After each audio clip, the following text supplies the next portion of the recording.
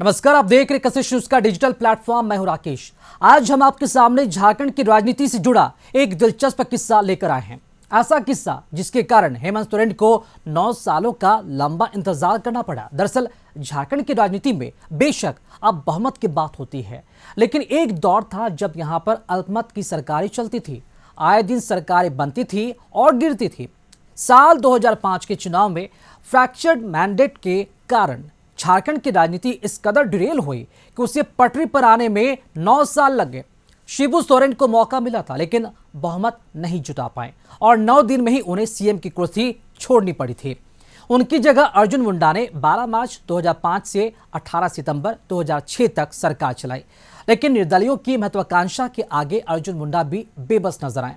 अस्थिरता की आड़ में निर्दलीय विधायक मधु कोड़ा के सिर मुख्यमंत्री का सेहरा सजा था। आज भी इस बात की चर्चा होती कि अगर 2005 का चुनाव हेमंत सोरेन जीते होते तो शायद गुरुजी की जगह उनको सीएम बनने का मौका मिला होता, लेकिन परिस्थितियां कुछ ऐसी बनी कि ऐसा नहीं हो सका। वर्ष 2005 में गलतफहमी के शिकार हुए थे हेमंत सोरेन। दरअसल 2005 तक हेमंत सोरेन राजनीति में सक्रिय हुए थे।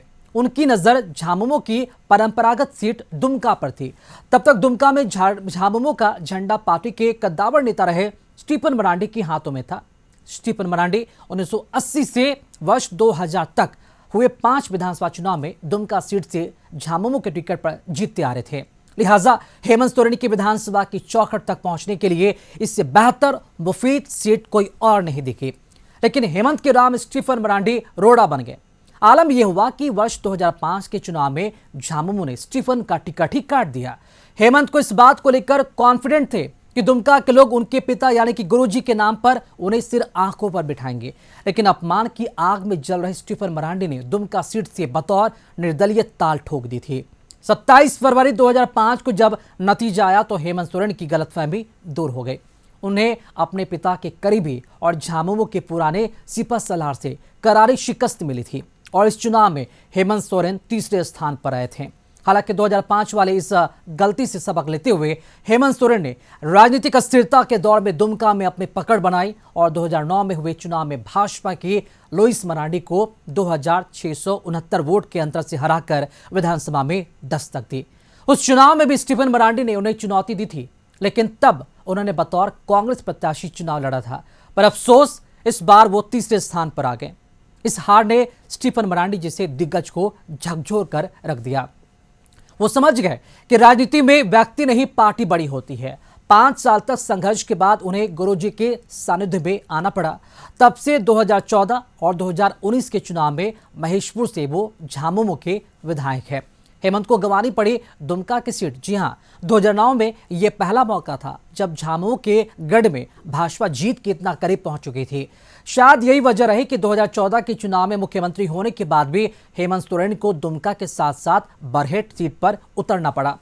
उनका यह फैसला सही साबित हुआ, क्योंकि पहली बार लुइस मरांडी दुमका विधानसभा क्षेत्र में कमल खिलाने में सफल हुए। सीएम रहते दुमका सीट हार गए थे हेमंत सोरेन और इससे बड़ी उपलब्धि के लिए लुइस मरांडी को रघुवर कैबिनेट में जगह भी मिली। खास बात रही कि हर हार के बाद हेमंत सोरेन मजबूत होकर सामने आए।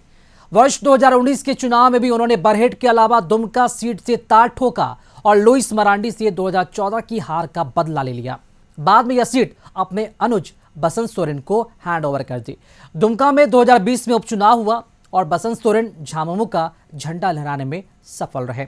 अब देखना अहम होगा कि आने वाला आगामी विधानसभा चुनाव में हेमंत सोरेन की रणनीति कितनी काम आती है और जिन सीटों पर समीकरणों को लेकर अभी हमने बात की, उस पर अगला कौन जो कैंडिडेट होता है वह सफल होता है और किसकी सरकार बनती है और कौन कौन से विधायक कहां से विधायक सफल होते हैं हेमंत सोरेन की, ये देखना काफी दिलचस्प होगा। ऐसे खबरों में बने रहने के लिए देखते रहिए कशिश न्यूज। साथ ही हमारे वीडियोस को लाइक करें, शेयर करें और हमारे यूट्यूब चैनल कशिश न्यूज को सब्सक्राइब करना ना भूलें। इस वीडियो को अगर आप फेसबुक पर देख रहे हैं तो हमारे पेज को लाइक करें, फॉलो करना ना भूलें। नमस्कार।